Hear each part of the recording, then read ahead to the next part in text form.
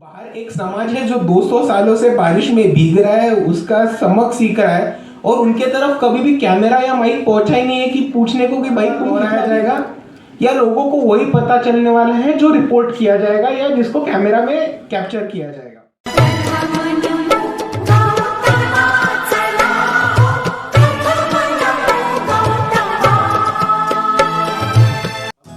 बहुजन अघाड़ी के युवा नेता हैं और अपने पिता प्रकाश अंबेडकर जी के साथ मिलकर महाराष्ट्र में बहुजन सत्ता कायम करने की कोशिश कर रहे हैं। सुजात खुद भी पत्रकार रहे हैं और इन्होंने कुछ मीडिया संस्थानों के साथ काम भी किया है और ये म्यूज़िक का भी शौक रखते हैं। इनका अपना एक बैंड अभी भी है, ये अभी बहुजनों के सपने साकार करने के लिए इन्होंने अपना सपना शायद छोड़ दिया होगा। उसके साथ मिलकर ये लोग महाराष्ट्र में वंचित बहुजन अघाड़ी का काम करते हैं और कई मीडिया संस्थानों के साथ काम कर चुके हैं। हम चाहेंगे कि सुजात हमारे जो पार्टिसिपेंट्स हैं उनको एक तो ये बताएं कि बहुजन मीडिया बहुजन मिशन में किस तरह से कारगर हो सकती है, क्योंकि ये सिर्फ एक प्रोफेशनल जर्नलिज्म नहीं है, ये मिशनरी कम्युनिटी जर्नलिज्म है। और आप एक यूथ लीडर के तौर पे बहुजन मीडिया की इंपॉर्टेंस को कैसे देखते हैं और हमारे लोगों से क्या बात करना चाहेंगे। Over to you Sujat, welcome. सबसे पहले यहाँ मौजूद सभी भाइयों बहनों को, मेरे पत्रकार मित्रों को और इस मूवमेंट के साथीदारों को मेरा जय भीम। जय भीम। यहाँ पे जितना मैंने ब्रोशर देखा है, बाहर से जितना सुन पाया, मेरे पहले अनुराग माइनस वर्मा थे और यहाँ बहुत अच्छे content creators, story tellers, YouTubers, journalist, writers आके अलग अलग चीज़ों पे बात करने वाले हैं। स्किल सेट्स कैसे डेवलप करें और एक्चुअल स्किल्स के बारे में बात करने वाले हैं। मेरा उससे थोड़ा अलग एक सेशन होने वाला है और वो होने वाला है एक बहुजन पर्सपेक्टिव के ऊपर और बहुजन पॉलिटिक्स या बहुजन कम्युनिटी का जो एग्जिस्टेंस और सर्वाइवल है उसके अंतर्गत बहुजन मीडिया का क्या रोल रहेगा, क्या पर्सपेक्टिव रहेगा, मैं इसके ऊपर ज़्यादा बात करना चाहूँगा। क्योंकि हम अगर एक चीज़ समझ लें तो मीडिया में दो चीज़ बहुत इंपॉर्टेंट रहते हैं। सबसे पहला है कि आप स्टोरी टेलिंग कैसे करते हो, आप वो स्टोरी को मतलब प्रेजेंट कैसे करते हो, किसका बाइट लेते हो, वीडियो में करते हो, रिटर्न करते हो, पॉडकास्ट करते हो। पर उससे भी एक इम्पॉर्टेंट चीज़ है जो मेरे हिसाब से है, वो होता है आपका लेंस, आपका नज़रिया एक चीज़ को देखने का। और उसमें आपको पता चल जाता है कि वो स्टोरी की वैल्यू क्या है, वो स्टोरी किस तरह से पेश करनी चाहिए और वो स्टोरी का आगे जाके इम्पैक्ट क्या होगा। तो सबसे पहले मैं शुरू करते वक्त एक चीज़ कहना चाहूँगा कि आपने जर्नलिज्म में एक डिबेट सुना होगा।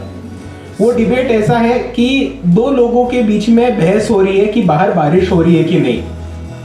और जर्नलिज्म में दो ऐसे पक्ष है।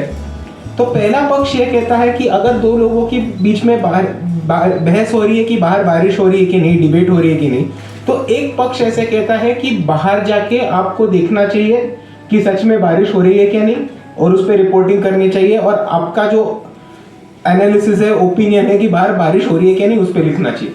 दूसरा पक्ष ऐसे कहता है कि अनबायस्ड रिपोर्टिंग, निष्पक्ष रिपोर्टिंग ये कहती है कि अगर दो लोग कह रहे हैं और बहस कर रहे हैं कि बारिश हो रही है तो उसमें ये लिखना चाहिए कि पहला आदमी बोल रहा है बारिश हो रही है और उसकी ये वजह है और दूसरा आदमी बोल रहा है कि बारिश नहीं हो रही है, उसकी ये वजह है, और दोनों पक्ष का रिपोर्टिंग करना चाहिए।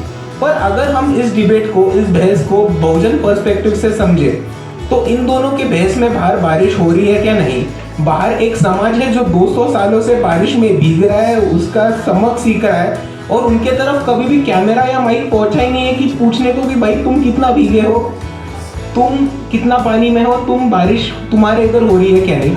और ये लोग हैं जो असल में बोल देंगे कि हाँ बारिश कितने दिन से हो रहा है, कितने सेंटीमीटर का बारिश हो रहा है और हम कितने सालों से भीग रहे हैं।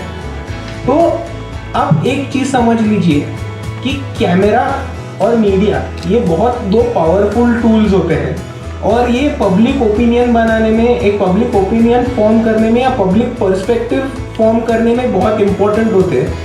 क्योंकि आपके दिमाग में वही छपने वाला है जो आपको दिखाया जाएगा, जो बार बार दोहराया जाएगा, या लोगों को वही पता चलने वाला है जो रिपोर्ट किया जाएगा या जिसको कैमरा में कैप्चर किया जाएगा। अगर हम इस नजरिए से बहुजन पर्सपेक्टिव समझे तो आज हमारे सामने एक ऐसी परिस्थिति है कि अगर हम ऑक्सफैम का रिपोर्ट देखें, ऑक्सफैम और न्यूज़ लॉन्ड्री का एक बहुत रिसेंटली रिपोर्ट आया है, उसमें ऐसे कहा जाता है कि 90% जो इंडियन मीडिया हाउसेज में एडिटोरियल पोजीशंस है या ऊपर की पोजीशंस है, हायर पोजीशंस है, वो 90% आज अपर कास्ट ने के पास है, अपर कास्ट लोगों के पास है, उन्होंने कब्जा करके रखा है। और एक भी एडिटोरियल डिसीजन मेकिंग पोजीशन पे आज एक दलित या आदिवासी आदमी पहुंच नहीं पाया है। और इसका आपको नजरिया चेंज होता है जब भी आप न्यूज़ रिपोर्ट देखते हो। तो मतलब एक छोटा छोटा एग्जाम्पल लेना है तो ये एग्जाम्पल लेने के लिए आप एक फॉर एग्जाम्पल एक कचरे वाले का या गार्बेज पिकिंग का एग्जाम्पल ले लो। अगर सपोज कहीं पे भी लुटियंस दिल्ली पे कैनॉट प्लेस में, मालवीय नगर में, मंडी हाउस के पास, राजीव चौक के पास अगर एक कूड़े का ढेर है और अगर एक प्रस्थापित news channel, main stream news channel उस पर रिपोर्टिंग करता है, तो उनका स्टोरी किस नज़रिए से आता है, किस एंगल से आता है कि मालवीय नगर क्या राजीव चौक के पास एक कूड़ादान है, वहाँ पे 5 दिनों से कचरा फैला जा रहा है, कोई उठा नहीं रहा है, और वो कचरा वाले के ऊपर या जो कचरा उठाने वाले जिसकी जिम्मेदारी है उनके ऊपर वो फोकस कर दिया जाएगा कि ये काम कैसे नहीं करते हैं। पर अगर उधर कोई भी बहुजन पर्सपेक्टिव वाला आदमी जाता है या बहुजन यूट्यूबर जाता है, बहुजन मीडिया हाउस का रिप्रेजेंटेटिव जाता है, तो उसको उससे काफ़ी बड़ा रिस्पॉन्सिबिलिटी और पिक्चर दिखता है कि सबसे पहले वो आदमी ये एनालाइज करेगा कि कचरा उठाना एक व्यक्ति की जिम्मेदारी है या स्टेट की रिस्पॉन्सिबिलिटी है। यहाँ पे म्यूनिसिपल कॉर्पोरेशन की रिस्पॉन्सिबिलिटी है। म्यूनिसिपल कॉर्पोरेशन की रिस्पॉन्सिबिलिटी है तो उसमें कितने सारे एजेंसीज इन्वॉल्व है, कितने सारे और डिपार्टमेंट्स इन्वॉल्व है अपनी महानगर पालिका के, और उसके अंतर्गत कौन सा डिपार्टमेंट है, कौन सा जोन है जो इसके लिए इंचार्ज है। दूसरी तरफ वो उसमें एक और ह्यूमन इंटरेस्ट स्टोरी ढूंढेगा कि जो कचरा उठाना वाला होता है उसकी जिंदगी में क्या चल रहा है, उसका उस पर मेंटल इम्पैक्ट क्या होने वाला है, उस पर मेंटल हेल्थ पे क्या होने वाला है। रोज कचरा उठाने वाले जो रहते हैं वो आप सब देखिए, ये काम करने वाले ज़्यादातर लोग दारू पी के रहते हैं या कोई तो नशे में कर रहते हैं, क्योंकि उनको वो फीलिंग नंब करना होता है। तो उससे उनके हेल्थ पे क्या इम्पैक्ट होने वाला है, मेंटल हेल्थ पे क्या इम्पैक्ट होने वाला है। कचरा उठाना आज के दिन में जहाँ पे दिल्ली जैसे शहर में बहुत सारा ई वेस्ट, इलेक्ट्रॉनिक वेस्ट आता है, वो हेल्थ के लिए कैसे हजार्डस है। ये पूरा स्टोरी समझना और रिपोर्ट करना इम्पोर्टेंट है और ज़रूरी भी है, रादर देन एक चीज़ पे फोकस करना कि 5 दिनों से कचरा नहीं उठा है। आप ये अगर चीज़ एनालाइज करें एक मीडिया और कैमरा के पर्सपेक्टिव से, तो आज कैमरा एक बहुत इम्पोर्टेंट पावर है, क्योंकि कैमरा आपको ये कैप्चर करने में मदद करता है कि क्या हो रहा है, पर उससे ज़्यादा कैमरास में जो कैप्चर हो रहा है, जो टीवी पे दिख रहा है, यूट्यूब पे दिख रहा है, सोशल मीडिया पे दिख रहा है, वो बहुत सारे लोगों की मन की इमेज हो जाती है और उनका पब्लिक ओपिनियन और पर्सपेक्टिव फॉर्म करने में बहुत इंपॉर्टेंट होती है। और एक कैमरा का पर्सपेक्टिव जानने के लिए या इम्पोर्टेंस जानने के लिए मैं छोटा सा फालतू सा एक एग्जाम्पल देना चाहता हूँ। आप सबने देखा होगा एक 5-6 साल पहले एक डिबेट हुआ था जहाँ पे एक इंडियन मीडिया के बहुत बड़े हस्ती है अर्नब गोस्वामी नाम के, वो फ्लाइट में ट्रैवल कर रहे थे और वहाँ पे एक कॉमेडियन है जो खुद को अपोजिशन पार्टी समझते हैं, कुणाल कामरा नाम के, वो उधर जाके उनके सामने कैमरा पकड़ा और फेसबुक लाइव चालू कर दिया और उन्होंने रोहित वेमुला के बारे में क्वेश्चंस पूछना चालू कर दिया। अगर आपने ये सिचुएशन देखा होगा तो अर्नब गोस्वामी, जिसको आज यहाँ तक कि सेंट्रल गवर्नमेंट का, रूलिंग पार्टी का, होम मिनिस्टर का, प्राइम मिनिस्टर का, सबका बैकिंग है, और जो हम बोलते हैं कि आज गोदी मीडिया चल रहा है, तो गोदी मीडिया और इंडियन मीडिया जो डाउनफॉल हुआ है उसका पोस्टर बॉय का चेहरा है अर्नब गोस्वामी। उनका आवाज नहीं निकला, उन्होंने कैमरा की तरफ घूम के भी नहीं देखा, क्योंकि उनको पता था ये कैमरा मेरे कंट्रोल में नहीं है, ये कैमरा में जो दिखाएगा वो मैं कंट्रोल नहीं कर सकता, इसमें मेरी एडिट टीम नहीं बैठेगी और इसमें हम आवाज ऊपर नीचे नहीं करेंगे, फ्रेम्स काट नहीं पाएंगे। इसलिए उन्होंने एक जो आदमी फेमस हुआ है चिल्लम चिल्ली करने को, मीडिया डिबेट में चिल्लाने को, वो उस जगह पे उसने डिबेट में एंगेज करने से खुद को रोक दिया, क्योंकि उसको पता था एडिटिंग पावर अपने पास नहीं है, और जो पर्सपेक्टिव बनने वाला है, जो एंड में इमेज जाने वाली है, उस पर अब हमारा कोई कंट्रोल नहीं है। इसलिए उन्होंने एक तौर से वो कैमरा के साथ एंगेज करना ही बंद कर दिया। और इससे आपको शायद पता चल जाए कि जो कैमरा होल्ड करता है और जो आगे प्रेजेंट करता है, उसके हाथ में एक बहुत इंपॉर्टेंट पावर होती है पब्लिक परसेप्शन और पब्लिक ओपिनियन इन्फ्लुएंस करने की। और वो आज के टाइम में जहाँ पे एक तरफ हमारा जो मेन स्ट्रीम प्रस्थापित मीडिया है उसके ऊपर से भरोसा उठ गया है, दूसरी तरफ इन्फ्लुएंसर्स, यूट्यूबर्स और जितने भी सोशल मीडिया पे कंटेंट क्रिएटर्स हैं, उनका फॉलोइंग भी बढ़ रहा है और उनका रीच भी बढ़ रहा है। और उनको एक तरफ उस सोशल मीडिया के एक्टिविटीज़ में उनको मोनेटाइजेशन या पैसे कमाने का एक अपॉर्चुनिटी मिल रहा है। तो उस तरह से आज जो हमारे हाथ में कैमरा है, हम जो रिकॉर्डिंग करते हैं, वो बहुत इंपॉर्टेंट हो जाता है और उसके लिए हमें एक पर्सपेक्टिव डेवलप करना बहुत ज़रूरी है, ऐसे मैं मानता हूँ। और न्यूज़ लॉन्ड्री के रिपोर्ट के पहले एक छोटा इंडियन मीडिया में एक्सपेरिमेंट हुआ था 2007 में। सुखदेव थोरात नाम के एक प्रोफेसर है और पॉल एटलवेल करके एक प्रोफेसर है, रिसर्चर है। उनका a legacy of social exclusion, a correspondence of job discrimination in Indian media houses करके एक रिपोर्ट आया था। उसमें उन्होंने एक सिंपल एक्सपेरिमेंट किया था कि उन दोनों ने अपने ही घर में बैठ के कम से कम एक 50 CV बनाए थे। 50 CV बनाए थे न्यूज़ मीडिया हाउसेस को, जिसमें इंडियन एक्सप्रेस था, टाइम्स ऑफ इंडिया था, हिंदुस्तान टाइम्स था, द हिंदू था और ऐसे बहुत सारे नामांकित जो न्यूज़पेपर्स है इंडिया के, जो अखबार है, उन्होंने वो सीरीज उधर अप्लाई कर दिया।